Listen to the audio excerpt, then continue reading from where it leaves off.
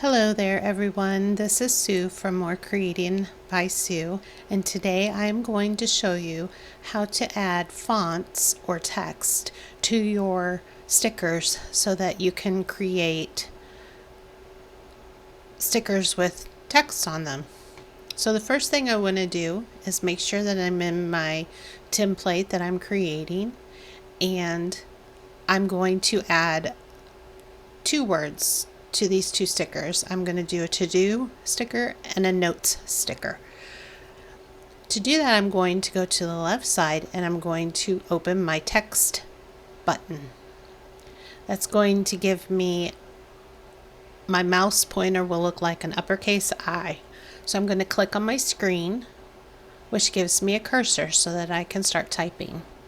You'll notice that the default is Arial and the default size is 72. I'm going to show you how to change those after I type out my word. So the first words are to do. These are in red because they're preparing to be cut. I won't want them to be cut, so I'm going to change the line color after I change the font and the size. Next thing you do is you'll want to click off of it and then select it by clicking it. You can change your font here, and you change your size here. So I'm going to click 24, or you can change your font on the right side. I'm going to go ahead and change my style on the right side because I do like that it gives me all of these choices, whereas if I change it here, I don't get those choices.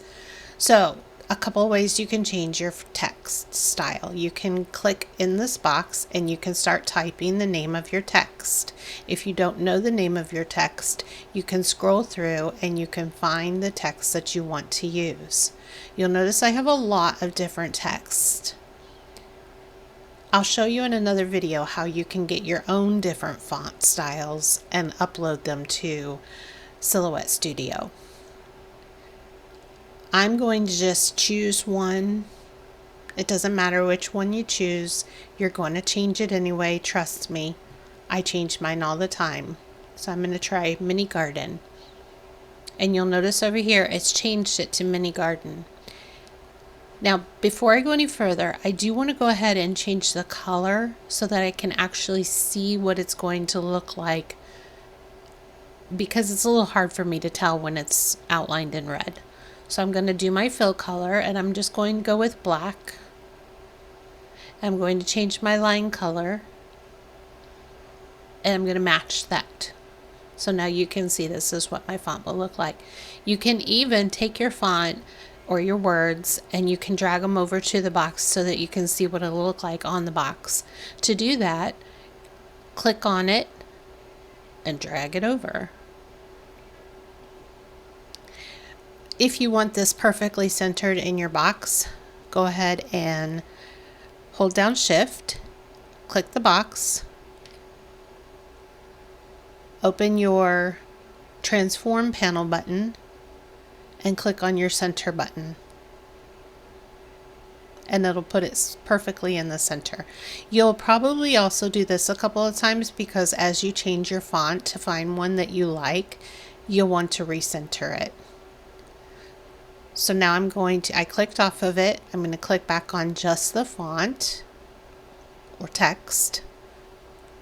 I'm going to go back to my text style and I'm going to find one that I like. This is my Sweet Inspiration. So I kind of like this one because it's bigger, it's bolder, I can see it better. Again, this will be your preference. This doesn't look centered to me, so I'm going to go ahead and hold down Shift and select that box again. Go back up to my Transform and click Center. And I guess it was centered. So now I have a to do here. Let's do that again to get notes into this box. There's a couple ways I've found that you can do that. You can either go back to your text button and recreate the word or create the word notes and go through all these steps again, or if you want them to match perfectly, click on it come up here to the top and click your duplicate button. Drag that into your box. Now I want to change this, so I'm going to actually I'm going to double click after the last letter.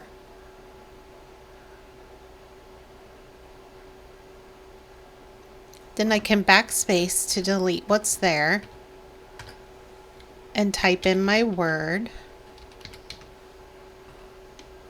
Click off of it. It looks centered, but just to make sure, I'm going to click and drag to select both and come up here and click center. And it did move a little bit, so it wasn't centered. Now these are both the same font, both the same size, both the same color. I can now add to my background my images or my color, whichever I want. Let's just make that pink. It didn't change the font because the font is in its own separate area.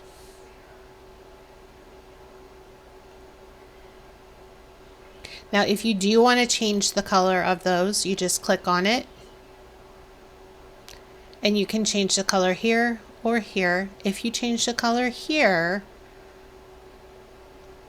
it's only going to change, it's going to leave that black outline because remember we changed the line color, so you'll have to change that on the top. Or if you want it to be outlined, then you can leave it. Now I'm going to leave it black. Let's say I want to change both of these at the same time. So I'm going to click on one, hold down my shift button, click on the other one. And a little thing I noticed is you have to be right on top of the font to click on it. If you click somewhere else, it won't select the font, it'll select the box behind it. So now that I have both of those selected, I can go up and I can change it. Let's say I want it to be white. Then I can change my line color. And now my line, it won't print any color in there. And that is how you add text to your boxes.